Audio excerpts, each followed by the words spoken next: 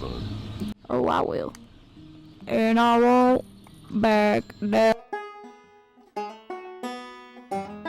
Animated movies and TV shows used to have a very intimate relationship with video games back in the early 2000s. These games, usually meant for children or younger audiences, helped expand upon iconic movies and shows, often reimagining worlds in an interactive format. THQ, Activision, and EA were some of the main companies, often licensing properties from DreamWorks, Pixar, and of course, Nickelodeon.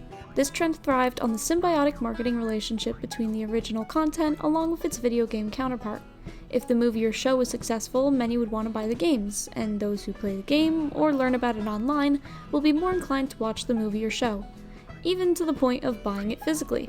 Many studios created games alongside their show or movie's development, being able to share assets and work alongside each other for seamless production. Another key point of success for these licensed tie-in games is the target audience it captures. When making video games for children, you need to accomplish two main goals. 1. You need to create a game that kids want to play, and 2. You need to create a game that parents think their child would want to play. What better logic exists than using something both parties already know? Parents may not know much about Ty the Tasmanian Tiger, but they definitely know about SpongeBob SquarePants.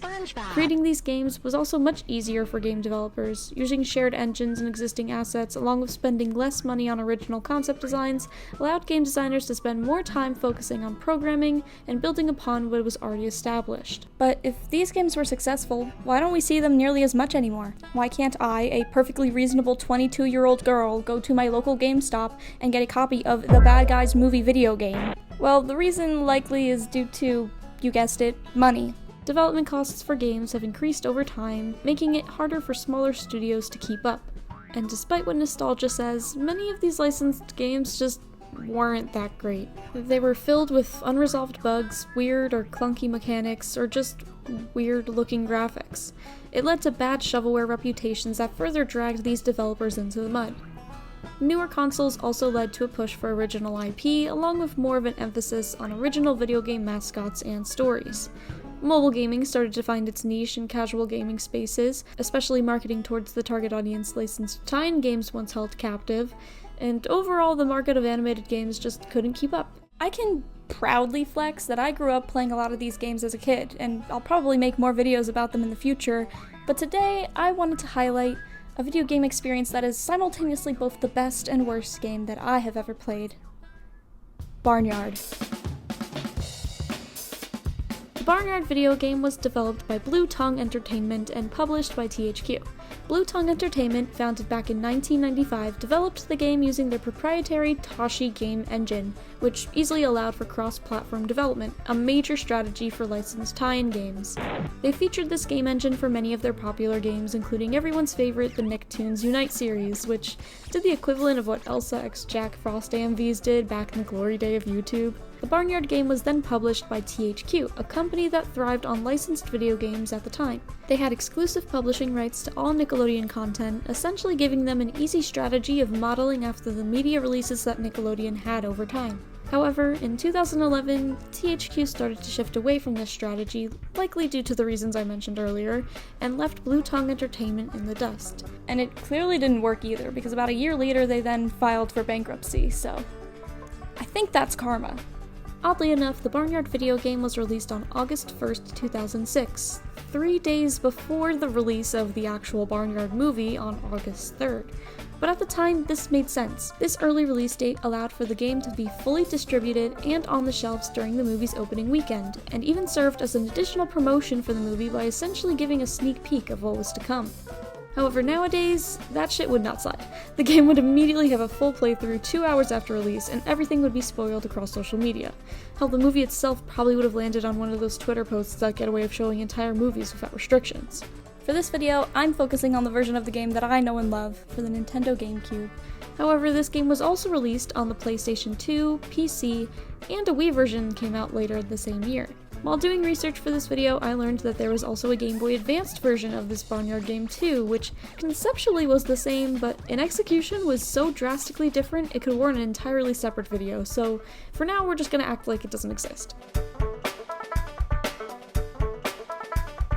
The game is based on the movie Barnyard, the original party animals. Yes, that is technically the full title name, which was created by Steve Odekirk. If that name sounds familiar, it's because he also created The Adventures of Jimmy Neutron, Boy Genius. So let's do a quick refresher. If you haven't seen the Barnyard movie, what are you doing? Go watch it. It's on YouTube right now, for free, with ads. But mostly free. But for those who want to miss out on true cinema, here is a quick summary. Meet Otis. He's quite literally a party animal who loves to goof off and have fun with his friends.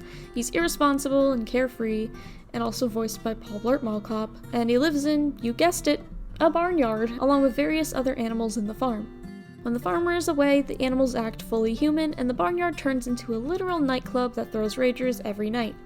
Otis's adoptive father, Ben, is the leader of the barnyard, and he is the opposite of Otis, responsible, strict, and no-nonsense. He helps protect the barn against dangers like coyotes who threaten the animals, and after a lovely performance, Ben goes to defend the chicken coop from a coyote attack. He manages to protect them, but in the process suffers from fatal injuries. He dies in front of Otis, with his final wish being that he carries on his legacy and becomes a leader for the barnyard. The movie then showcases Otis's struggle with trying to be a new leader while still wanting to be his irresponsible former self. The coyotes do not care though, threatening Otis and the rest of the barnyard and taking advantage of his vulnerable position. In the end, the barnyard bands together and takes down the coyotes as a team, showcasing Otis's earned respect as he leads the barnyard to safety.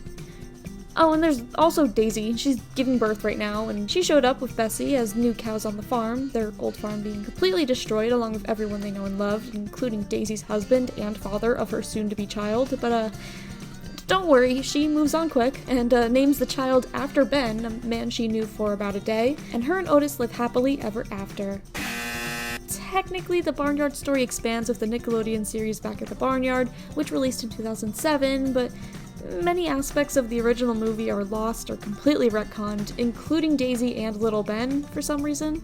They're apparently never mentioned in the series, along with other prominent characters like Miles, and instead they have Abby, who looks eerily similar to Daisy, but, you know, without the pregnancy or giant bow on her head. I couldn't actually find out why this exactly happened. I could go and give my Barnyard theories and headcanons right now, but I'll save us all the struggle. Honestly, the reason was likely to keep up with the more comedic, childish, and episodic nature of the show. From what I know and remember, the show focuses much more on the silly shenanigans and lifestyle that Otis had prior to Ben's death, so trying to include Daisy and Little Ben in that world, with Otis learning how to be a father, likely would have made things a little bit too confusing and disconnected. I personally like the one Reddit post I found that created an entire headcanon about Daisy and Little Ben being relocated or killed, and Otis having severe trauma to the point where the rest of the cast acts like it never happened just to support his fragile mental health. Everyone is so creative! Enough about the movie though, let's talk about what really matters. First of all, you get a character customizer. This game isn't about Otis, it's about you and your little cow OC. It's not much, but you could choose to be a girl, which is kind of hard to come by at this point in video game history, and you could choose your own look. The game has 9 chapters in total, each relating to the movie, but mostly being about playing various minigames to progress the story. In order to get these minigames, you have to talk to the other farm animals, and they talk, of course, through text. The game itself is open world, allowing free roaming that you progressively unlock access to as you progress through the different chapters of the game. As I mentioned, you progress in this game by completing minigames, and my god, there are a lot of them. I'll try to keep it condensed since many of these games are reskins or just kind of similar in concept. Remember in the movie when the cows use their udders to squirt milk at others as an attack? You don't? Yeah, that's because it never happened. However, in the game, it's the primary game mechanic. I really wish I was kidding, because there's so many jokes to be made here that I really don't want to make, but shooting milk through your udder is how you progress through a majority of this game. I don't know why they went in so deeply with the squirting rather than just regular combat, like they do in the movie, but unfortunately this mechanic is utilized constantly. Starting off strong, the first group of minigames are milk squirting challenges. In these, you slap your sunglasses on and shoot milk at targets or even enemies throughout different areas of the map. There are also defense challenges where you protect things by squirting milk at enemies like raccoons or coyotes, chucking them back where they came from. There's even squirting zones in the game. Looking good. Looking good every minute of the day, Otis. Squirting Squirting contest! Squirting contest! Let's see who can squirt the farthest! Where you try to squirt milk as far as possible. I have absolutely no clue how the mechanics work for this one, but I managed to beat my high score. So that's cool. What the hell is this game? Like, what are we doing? Full creamed it. Enough. Enough. Yeah, oh, I'm sure. Oh, I'm sure you do. I'm sick. I'm sick. Moving away from squirting, there's also the teasing minigame, based on a singular gag from the movie, which, funnily enough, is what inspired most of these minigames. About a round to go. I can't escape. I can't escape. I can't escape. I can't. There's a few different variants of golf, including gopher golf, where you replace putting with the worst throwing mechanics I've probably ever seen. Are we dead ass?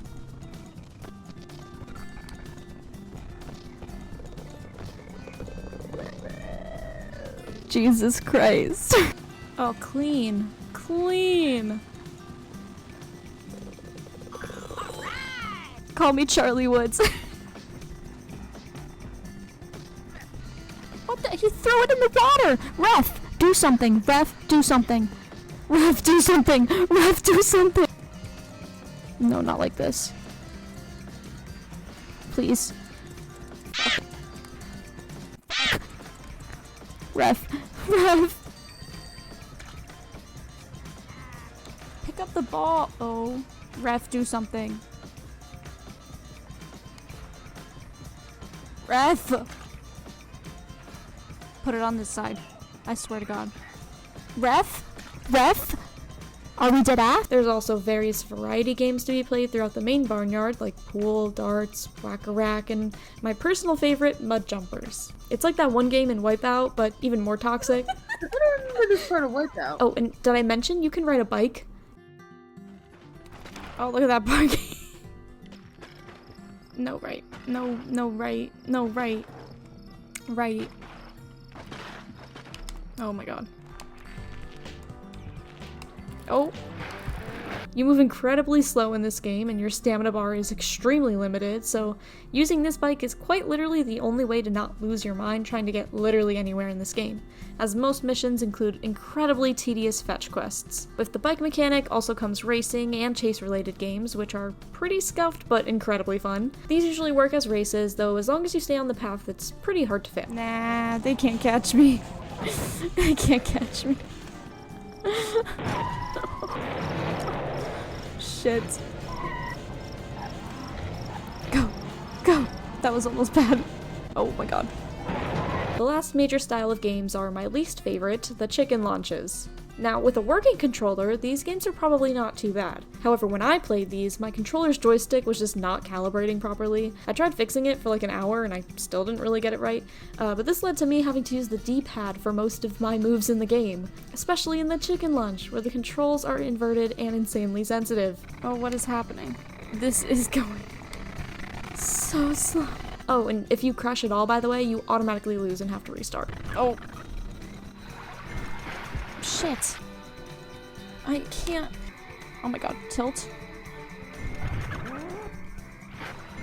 Flying in the air. This is the bad place. 30. 30. 30. Are you joking? Are we joking? Are we joking? Are we It was hell. There are some other games and missions you can do that I'm missing, frankly, because there's just so many to keep track of, but they all come with leaderboards and ranking system, encouraging replayability to try to get the best scores possible. Getting the high score in every minigame will mark you as the Barnyard champion, recognized by this incredibly rewarding and totally worth it cutscene. The game uses a day and night cycle, with some missions only available during the day and others at night. Along with this, the game follows in the movie's footsteps, making the Barnyard into a nightclub where you can create mocktails, play different minigames, and get turned up. The game also has a gopher black market of sorts where you can buy furniture and decorations for the barn, including games and other activities to play. You can purchase these with coins or gopher bucks earned through destroying the world around you, completing missions, and more. The game honestly has a lot to offer, and there's definitely things I'm inevitably missing just because of how much stuff they managed to cram into this. Like there's recipe rocks that hold recipes for food and drinks that Pig can make, gold rush tokens to unlock shop items, hidden hints throughout the environment, and plenty more to do. But hey, this is a party game, right? I've been talking about all these really fun mini-games with lots of multiplayer components, so surely there's a multiplayer mode too, right? No. The beta version of the Barnyard game actually had a few unique features that ended up being altered or even removed for its final release. Unfortunately, it is still mostly lost media, but surprisingly, there are some pieces of promotional material and content that help fill in some of the gaps. First and foremost is multiplayer functionality. Some minigames initially had co-op support with up to 4 players in multiplayer mode, but I'm guessing between the amount of games and the level of complexities, it just wasn't possible to complete before their planned release date, so they scrapped the multiplayer in its entirety, using computers instead. Speaking of those computers, they were also planned for more advanced NPC AI actions. They originally can interact much more with their environment and even with each other, probably closer to the AI in Animal Crossing. But as someone who's even just vaguely tried to program AI before, it's very difficult, and I'm sure the game's huge roster and map size made this a bit difficult to execute properly. The map itself also went through several redesigns and changes over time. Other changes involve your phone, which apparently had plans for more than just mission texts. Sources suggest, though I cannot find any visual proof, that the phone used to include a music player, a battery energy indicator, and even a camera to take photos with. I just wish you could be able to text the animals back. The last and arguably most important change, in my opinion, is the scrapped player mechanics. Players used to have what appears to be a happiness level and a life counter. Although some games do have lives, this is never really seen in the game's final overworld UI. Additionally, the happiness mechanic suggests that maybe there was more dedicated survival features like needing to eat food or get a certain amount of sleep and adherence to the in-game clock. I hope in the future that this beta can be retrieved and properly restored. Getting to see just a glimpse of these ideas left behind for this game makes me wonder what else this series could have had.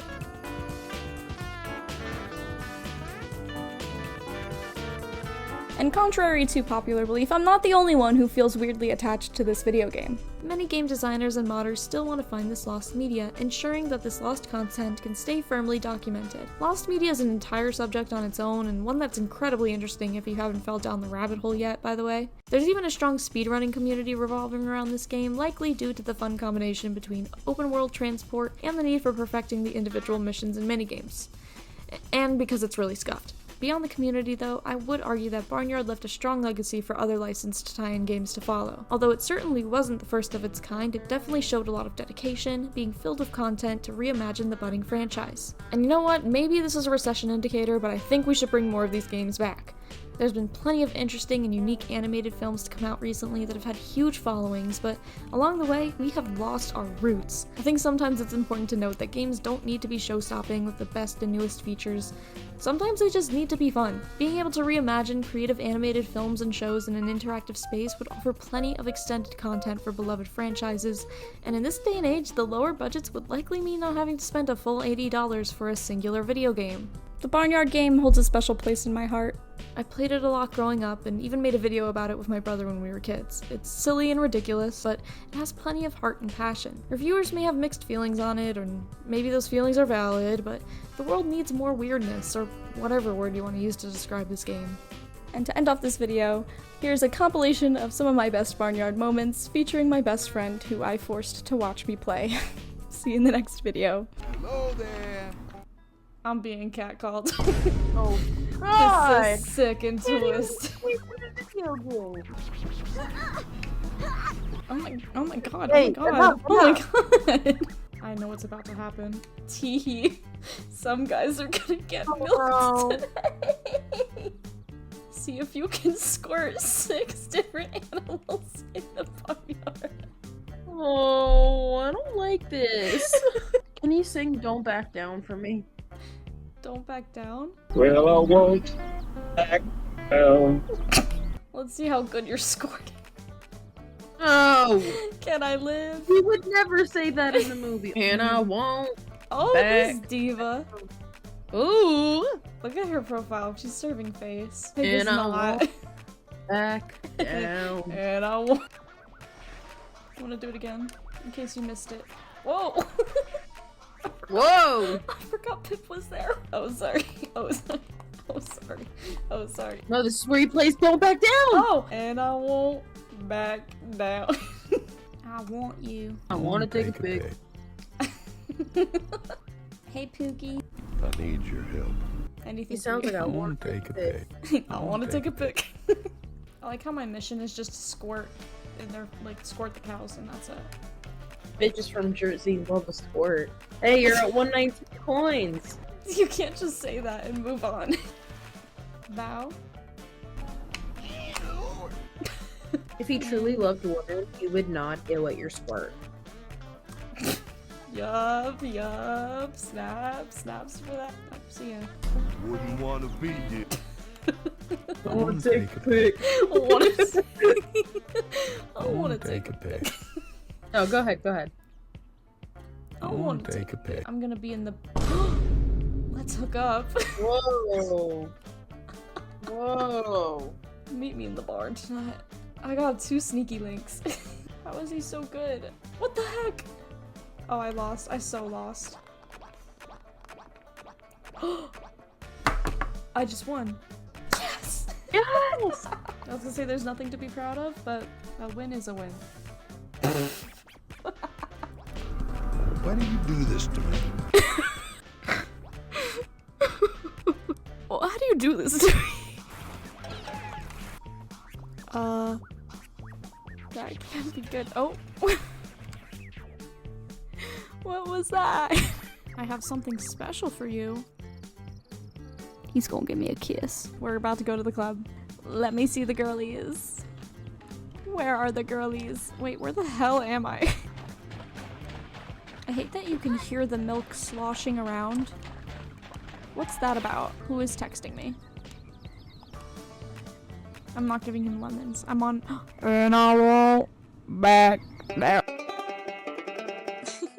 Hey everybody, thank you for watching. This is my 3rd video. We're doing great. You guys loved the last one, and that was really cool, like getting all of those comments and stuff. It made me feel pretty great about myself, so you know, we're gonna just kind of keep up with the motion, keep doing these videos every month. I've been wanting to do a Barnyard video for so long, so I'm glad that I finally got to do it. But yeah, if you like this one, give it a like, give it a subscribe. We are almost at 50 subscribers. I don't mean to flex, but pretty huge. I'm getting pretty big out there. But yeah, thanks for watching. See you guys in the next one. Bye-bye.